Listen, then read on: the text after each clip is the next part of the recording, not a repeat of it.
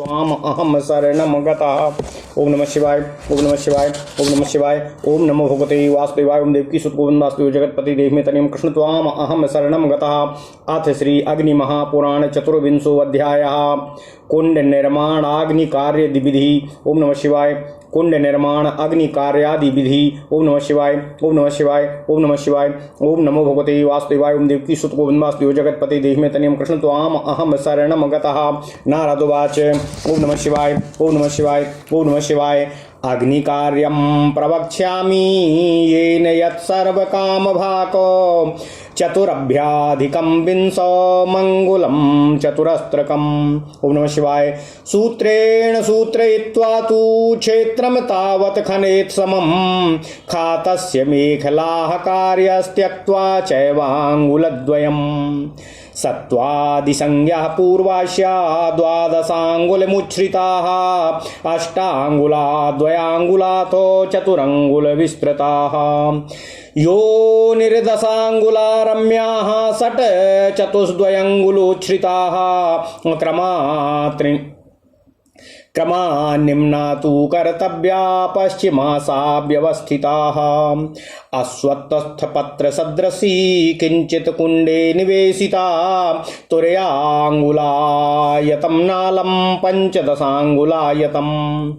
मूलं तु त्रयङ्गुलं योन्याः अग्न्यम् तस्याः षडङ्गुलं लक्षणं चैकहस्तस्य द्विगुणं द्विकरादिषु। एकत्रिमेखलं कुण्डं वर्तुलादि वदाम्यहं। कुण्डार्धे तु स्थितं सूत्रं कोणे यदतिरिच्यते। ओम नमः शिवाय। तदर्श दिशि संस्थाप्य भ्रामितं वर्तुलं भवेत्। कुण्डार्धं कोणभागार्धं दिशि चोत्तरतो बहिः। पूर्व पश्चिमतो यत्ना लाच्छायित्वा तु मध्यतः संस्थाप्य भ्रमितं कुण्डो मर्दचन्द्रं भवेत् शुभम्। पद्माकारे दलानि शूरमेखलायां तु वर्तुले बाहुदण्ड प्रमाणं तु होमार्थं कारयेत् शुभम्। सप्तपञ्चाङ्गुलं वापि चतुरस्त्रं तु कारयेत्। त्रिभागेन भवेद् गर्तं मध्ये वृत्तं सुशोभनम्। तिर्यगूर्ध्वं समं खात्वा बहिरर्धं तु शोधयेत्। अङ्गुलस्य चतुर्थांशं शेषार्धार्धं तथान्ततः। खातस्य मेखलां रम्यां शेषार्धेन तु कारयेत्। कण्ठं त्रिभागविस्तारामङ्गुष्ठकसे मायतम्। सार्धमङ्गुष्ठकं वा स्यात् तदग्रे तु मुखं भवेत्। चतुरङ्गुलविस्तारं पञ्चाङ्गुलमथापि वाः। त्रिकं द्वयङ्गुलकं तस्यान् मध्यं तस्य सुशोभनम्। आयाम तत्समस्तस्य मध्यानिम्नः सुशोभनः। सुशिरं कण्ठदेशे स्याद्विशेषाद्वात् कनीयसी। शेषं कुण्डं तु कर्तव्यं यथा रुचि विचित्रितं। स्रुवं तु हस्तमात्रं स्यादण्डकेन समन्वितं। बटुकं द्वयङ्गुलं वृत्यं कर्तव्यं तु सुशोभनम्। गोपदं तु यथा मग्नोमल्पपङ्के तथा भवेत्। उपलिप्य लिखेदेग्रेखामङ्गुलां वज्रनामिकाम्। ओम नमः शिवाय। ओम नमः शिवाय। ओम नमो भगवते वासुदेवाय। ओम देवकी सुत गोविंद वासुदेव जगतपति देव में तनियम कृष्ण त्वाम अहम शरणम गतः। ओम नमः शिवाय। सौम्याग्राम प्रथमाम तस्याम रेखे पूर्वमुखे तयोः मध्ये त्रितस्तथा कुर्याद् दक्षिणादि क्रमेण तु। एवमुल्लिख्य चाभ्युक्ष्य प्रणवेन तु मन्त्रवितो विष्टरं कल्पयेत्तेन तस्मन् शक्ति तु वैष्णवीम्। अलङ्कृतामृतुमतीं क्षिपेदग्निं हरिं स्मरन् प्रदेशमात्रा समिधो दत्त्वा परिसमुह्यतम्। दर्भस्त्रिधा परिस्तीर्य पूर्वादौ तत्र पात्रकम्। आसादये दिघ्नबर्हिद्वयम् शुकाशुभद्वयम्। आज्यस्थालीं चरुस्थालीं कुशाज्यं चाप्रणीतया प्रोक्षयित्वा प्रोक्षणीं चाग्रहीत्वा पूर्यवारिणाः। पवित्रान्तर्हिते हस्ते परिश्राव्य च तज्जलम् अग्निं ध्यात्वाथ प्रोक्षण्याम योन्याम अग्रे निधाय च और तदाभिस्त्रिस्रो सम्प्रोक्ष्य इदमं विन्यस्य चाग्रतः प्रणीतायां सपुष्पायां विष्णुं ध्यातोत्तरेण च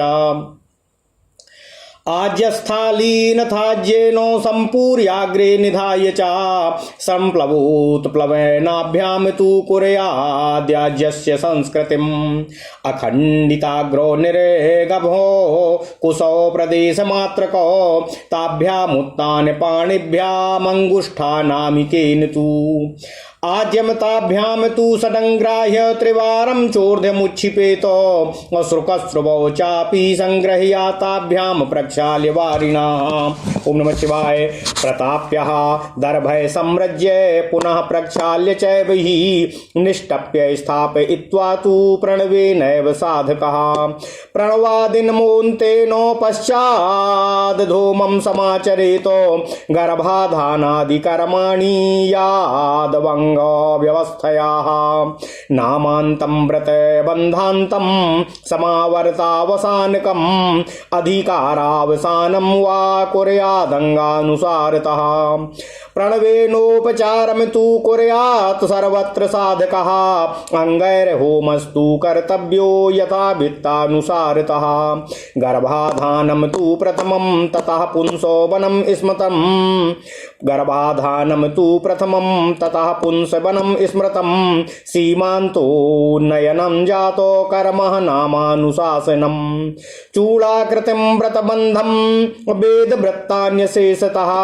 समावर्तनं पत्न्या च योगो यागाधिकारकः हृदादिक्रमतो ध्यात्वा एकैकं कर्म पूज्य च अष्टावष्टौ तु जुहुयातो प्रतिकर्माहुता पुनः पूर्णाहुतिं ततो दद्यात् शुचा मूलेन साधकः अवौ षडन्तेन मन्त्रेण प्लुतं सुस्वरमुच्चरन् विष्णुर्वहिनी तु संस्कृत्य श्रपयद वैष्णवं चरुम् आराध्य स्थण्डिले विष्णुं मंत्रान् संस्मृत्य पूजयेत्। ओम नमः शिवाय। ओम नमः शिवाय। ओम नमः शिवाय। ओम नमो भगवते वासुदेवाय। ओम देवकी सुत गोविंद वासुदेव जगतपति देहि में तन्यम कृष्ण त्वाम अहम शरणं गतः आसनादि क्रमेण एव संगावरणमुत्तमम् आसनादि क्रमेण एव संगावरणमुत्तमम् गन्धपुष्पै समभ्यर्च्य ध्यात्वा देवं सुरोत्तमम् आधाये मध्यमाथाधारावाज्याग्वग्निश सन्निधौ वायव्येनैरतासादि प्रवृत्तौ तु यथाक्रमम् आज्यभागौ ततो हुत्वा चक्षुषि दक्षिणोत्तरे मध्ये तु जुहुयातो सर्वमन्त्रैर्चाक्रमेण तु अज्येन तर्पयेन मूर्ति दशांशेनांगहोमकं शतं सहस्रं वाज्याद्य समिधि भरवातिलय सदा समाप्याचाम तु होमान्तं शुचिञ्चिष्यानुपोषितान् अभूयाग्रे निवेश्याथो हिरस्त्रेण प्रोक्षयेत पशून् शिष्यानात्मनि संयोज्य विद्या कर्म निबन्धन लिंगानुवृत्तं चैतन्यं सह लिंगेन पालितं ध्यान मार्गेण संप्रोक्ष्य वायुबीजेन शोषयेतो ततो दहन बीजेनो सृष्टिं ब्रह्माण्ड संगिकामो निर्दग्धां सकलां ध्यायेत भस्मकूटो निभस्थितां अप्लावयेद्वारिणा भस्मो संसारं वाङ्मयं स्मरेतो तत्र शक्तिं न्यसेत पश्चात् पार्थिवीं बीज संगिकामो तन्मात्राभि समस्ताभि संव्रतम पार्थिवम शुभम अंडम तद्भवम ध्यायेत तदाधारम तदात्मकम तन्मध्ये चिन्तयेन मूर्ति पौरुषीम प्रणवात्मिकामो लिंगम संक्रामयेत पश्चात् पार्श्वस्थं पूर्व संस्कृतं विभक्तेन्द्रिय संस्थानं क्रमाद् वृद्धं विचिन्तयेतो ततोऽण्डमब्दके ततोऽण्डमब्दमेकं तु स्थित्वा दुष्कलीकृतं दावा पृथिव्यौ सकले तयोर्मध्ये प्रजापतिम्। ओम नमः शिवाय। जातं ध्यात्वा पुनः प्रोक्ष प्रणवेन तु तं शिवं मंत्रात्मकतनुं कृत्वा यथान्यासं पुरोदितं विष्णुहस्तं ततो मूर्धि दत्त्वा ध्यात्वा तु वैष्णवम् एवमेकं बहून् वापि जपित्वा ध्यानयोगतः करो संगृह्य मूलेन नेत्रे बद्ध्वा तु वाससा नेत्रमन्त्रेण मन्त्रीतान् शेषानाहतेन तु। ओम नमः शिवाय।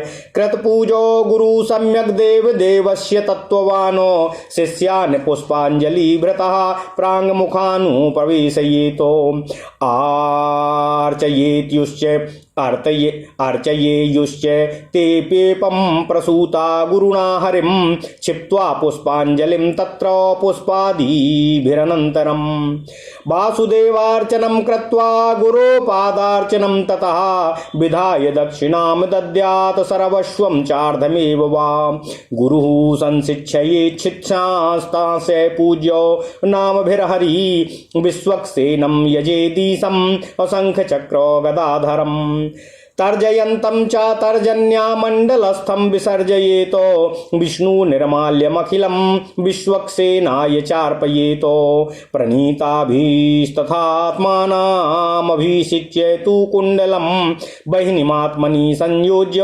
विश्वक्सेनं विसर्जयेतो बुभुक्षु सर्वमाप्नोति मुमुक्षुर्लीयते हरो। ओम नमः शिवाय। ओम नमः शिवाय। ओम नमः शिवाय। ओम नमो भगवते वासुदेवाय। ओम देवकी सुत गोविंद वासुदेव जगतपते देहि तनियम कृष्ण त्वाम अहम शरणं गतः। अथ श्री अग्नि महापुराण 24वां अध्याय कुंड निर्माण एवं अग्नि स्थापन विधि। ओम नमः शिवाय। ओम नमः शिवाय। ओम नमः शिवाय। ओम नमो भगवते वासुदेवाय। ओम देवकी सुत गोविंद वासुदेव जगतपते देहि तनियम कृष्ण त्वाम अहम शरणं गतः। देवर्षि नारद जी ने कहा, हे महर्षियों, अब मैं आप लोगों से अग्नि संबंधी कार्य का वर्णन करने जा रहा हूं, जिससे मनुष्य संपूर्ण मनोवांछित वस्तुओं का भागी होता है। 24 अंगुल की चतुरस्त्र भूमि को सूत से नापकर चिन्ह बना देना चाहिए। इसके बाद उस क्षेत्र को सभी तरह से बराबर खोदें। 2 अंगुल भूमि चारों तरफ छोड़कर खोदें और खोदे हुए कुंड की मेखला बनाएं।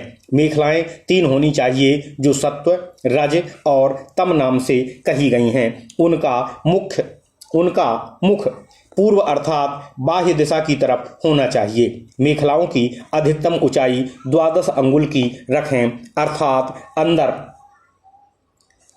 अर्थात अंदर की तरफ की पहली मेखला की ऊंचाई 12 अंगुल की होनी चाहिए। उसके बाहर के भाग की दूसरी मेखला की ऊंचाई 8 अंगुल की और उसके भी बाह्य भाग में तीसरी मेखला की ऊंचाई 4 अंगुल होनी चाहिए।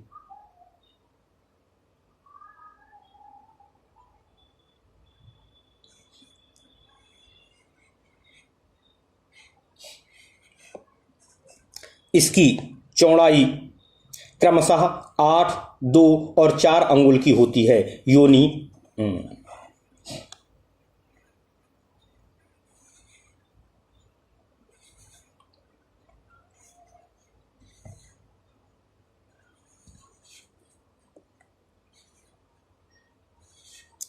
इसकी चौड़ाई क्रमशः 8, 2 और 4 अंगुल की होती है। योनि सुंदर बनाई जाए, उसकी लंबाई 10 अंगुल की होनी चाहिए। वह आगे की तरफ क्रमशः 6, 4 और 2 अंगुल ऊंची रहे, अर्थात उसका पिछला भाग 6 अंगुल, उसके भी आगे का भाग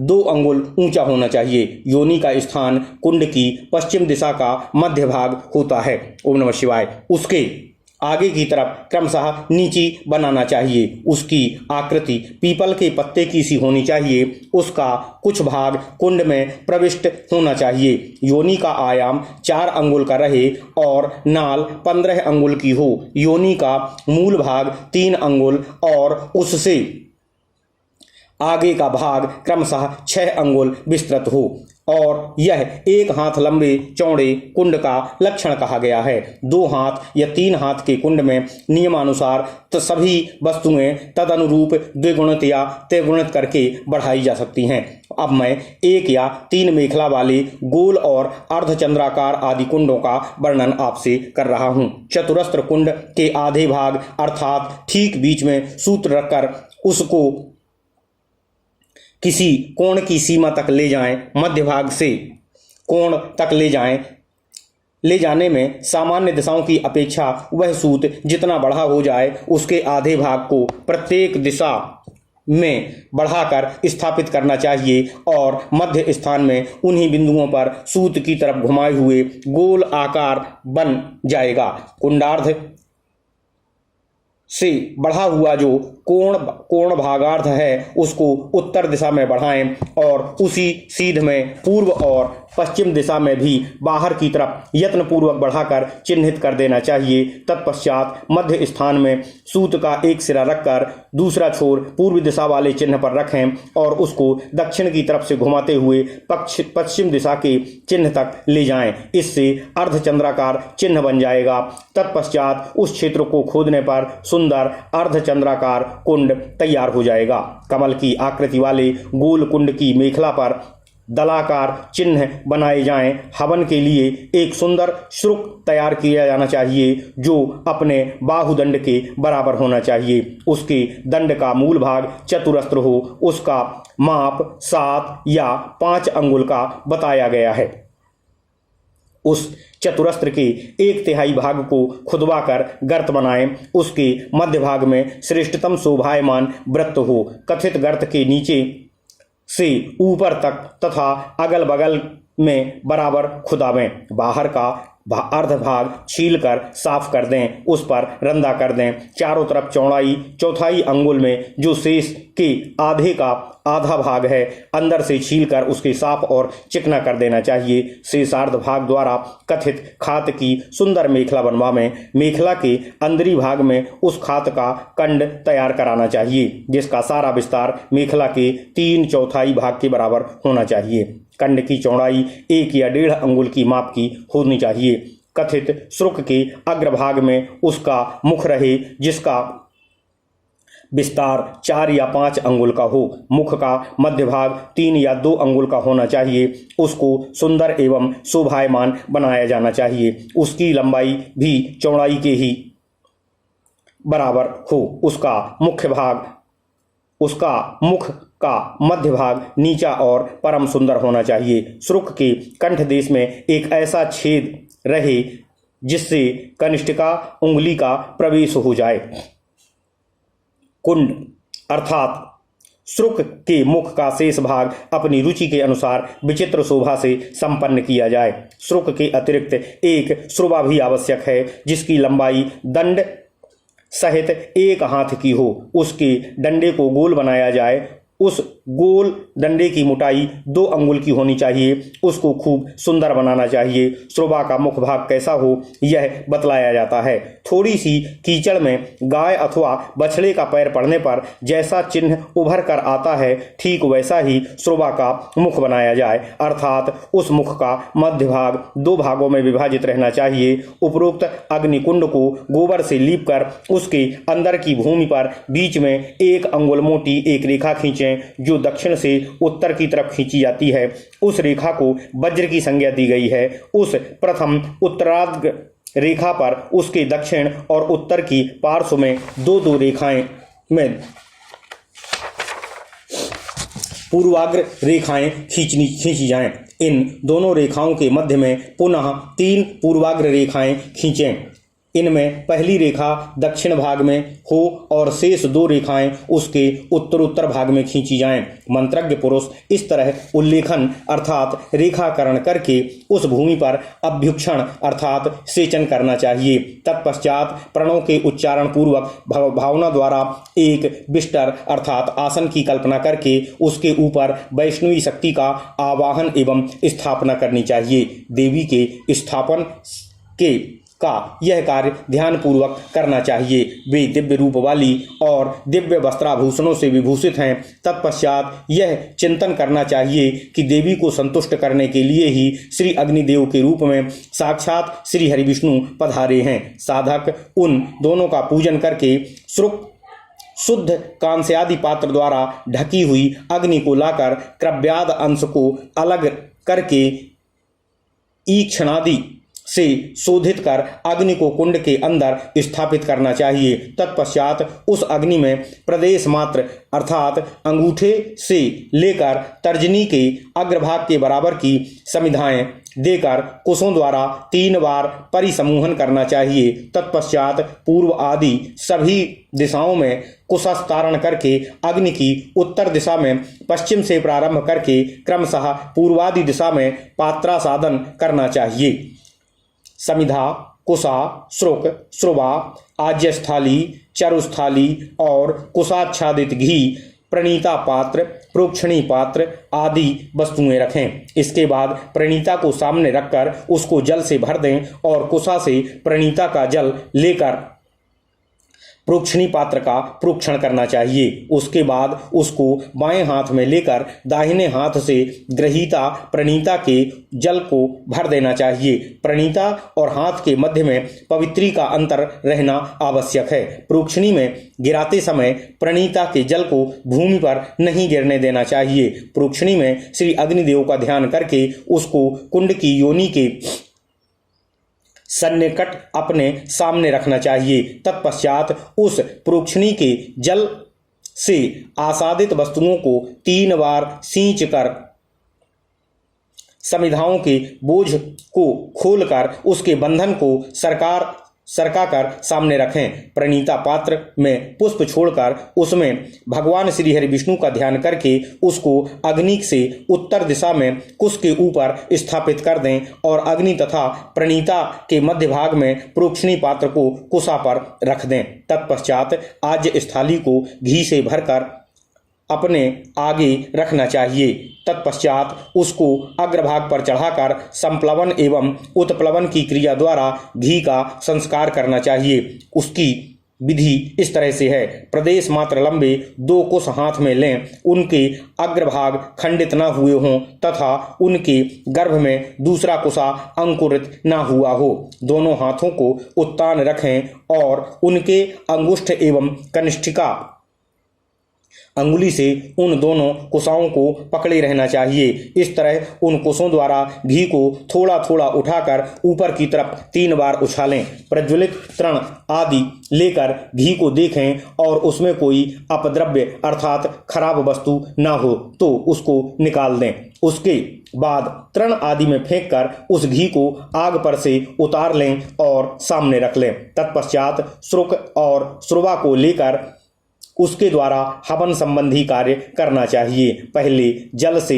उनको धो लें, तत्पश्चात अग्नि से तपाकर सम्मार्जन कुशों द्वारा उनका मार्जन करना चाहिए। उन कुशों के अग्रभागों द्वारा श्रुक श्रुवा के अंदरी भाग का मार्जन करना चाहिए। ओम नमः शिवाय। इसके बाद पुनः उनको जल से धोकर आग से तपावें और अपने दाहिने भाग में उनको स्थापित कर दें। इसके बाद साधक को प्रणव से ही अथवा देवता के नाम आदि में प्रणव और अंत में नमः पद लगाकर उसके उच्चारण पूर्वक मनुष्य को हवन करना चाहिए। हवन से पहले अग्नि के गर्भाधान से लेकर संपूर्ण संस्कार अंग व्यवस्था के अनुसार संपन्न करने चाहिए। मतांतर अनुसार नामांत व्रत, व्रत बंधांत व्रत, यज्ञोपवीतांत, समावर्तांत अथवा यज्ञाधिकारांत संस्कार अंगानुसार करने चाहिए। साधक को सभी जगह प्रणव का उच्चारण करते हुए पूजनोपचार अर्पित करना चाहिए और अपने वैभव के अनुसार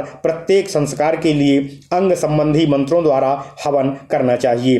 पहला गर्भाधान संस्कार है, दूसरा पुंसवन संस्कार है, तीसरा सीमांतोन्नयन संस्कार है, चौथा जातकर्म संस्कार है, पांचवां नामकरण संस्कार है, छठवां चूड़ाकरण संस्कार है, सातवां व्रतबंध अर्थात यज्ञोपवीत, आठवां वेदारंभ, नवां समावर्तन तथा 10वां पत्नी संयोग अर्थात विवाह संस्कार है जो यज्ञ के लिए अधिकार संप्रदान करने वाला है। क्रमशः एक एक संस्कार कर्म का चिंतन और तदनुरूप पूजन करते हुए हृदय आदि अंग मंत्रों द्वारा प्रति कर्म के लिए 8 आहुतियां समर्पित करना चाहिए। ओम नमः शिवाय।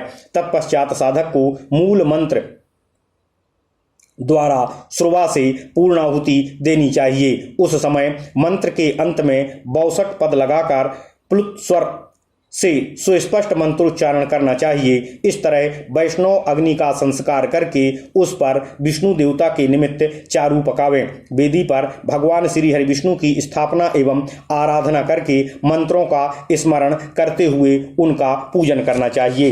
अंग और आवरण देवताओं सहित इष्ट देव भगवान श्री हरि विष्णु को आसन आदि उपचार अर्पित करते हुए श्रेष्ठतम विधि से उनकी पूजा करनी चाहिए। इसके बाद गंध पुष्पों द्वारा अर्चना करके सुरश्रेष्ठ भगवान नारायण देव का ध्यान करने के बाद अग्नि में समिधा का आधान करना चाहिए और अग्निश्वर भगवान श्री हरि विष्णु के सन्निकट आधार संज्ञक को घृताहुतियां देनी चाहिए। इनमें से एक को तो वायव्य कोण में, दूसरी को नैऋत्य कोण में और इन्हीं के लिए क्रम है। तत्पश्चात आज्य भाग नामक 2 आहुतियां क्रमशः दक्षिण और दिशा में दें। उनमें श्री अग्निदेव के बाएं दाएं नेत्र की भावना करनी चाहिए। शेष सभी आहुतियां इन्हीं के मध्य में मंत्रोच्चारण पूर्वक देना चाहिए। जिस क्रम से देवताओं की पूजा की गई हो उसी क्रम से उनके लिए आहुति का विधान है। ओम नमः शिवाय, ओम नमः शिवाय, ओम नमः शिवाय। ओम नमो भगवते वासुदेवाय। ओम देवकी सुत ओम वासुदेव जगतपते देहि मे तनियम कृष्ण त्वाम अहम शरणं गतः।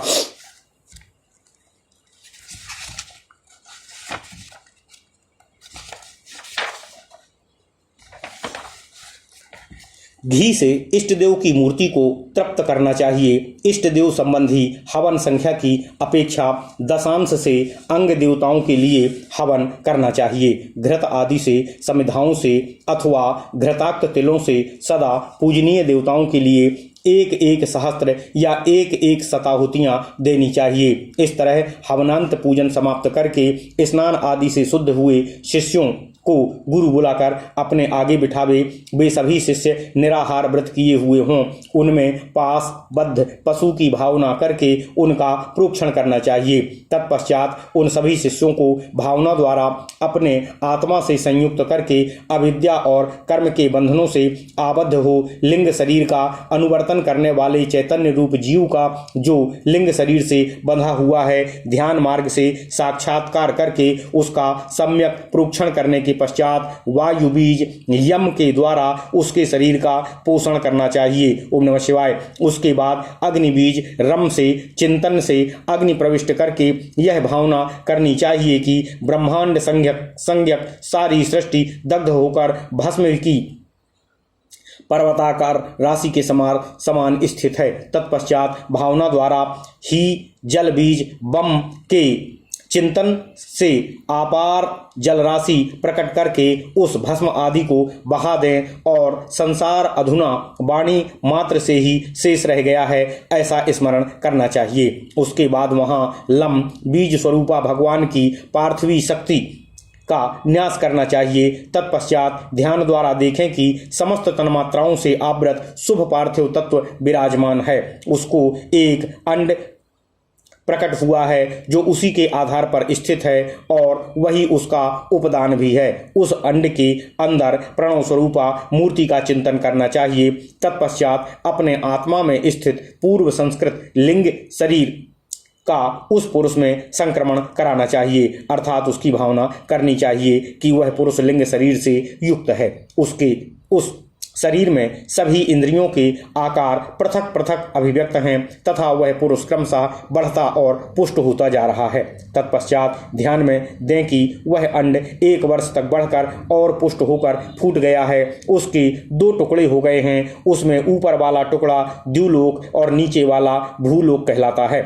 इन दोनों के मध्य में प्रजापति पुरुष का प्रादुर्भाव हुआ है। इस तरह वहां उत्पन्न हुए प्रजापति का ध्यान करके पुनः प्रणव से उन शिशु रूप प्रजापति का प्रोक्षण करना चाहिए। तत्पश्चात यथास्थान उपरोक्त न्यास करके उसके शरीर को मंत्रमय बना देना चाहिए। उसके ऊपर भगवान श्री हरि विष्णु हस्त रखें और उनको वैष्णव माने। इस तरह एक अथवा बहुत से लोगों के जन्म का ध्यान द्वारा प्रत्यक्ष करना चाहिए। शिष्यों को भी नूतन दिव्य जन्म की भावना करनी चाहिए। उसके बाद मूल मंत्र से शिष्यों के दोनों हाथ पकड़कर मंत्रोपदेष्टा गुरु नेत्र मंत्र 62 के उच्चारण पूर्वक नूतन एवं छिद्रहीन वस्त्र से उनके नेत्रों को बांध देना चाहिए। तत्पश्चात देवाधिदेव भगवान की यथोचित पूजा संपन्न करके तत्वज्ञ आचार्य हाथ में पुष्पांजलि धारण करने वाले उन शिष्यों को अपने पास पूर्वाभिमुख बैठावे।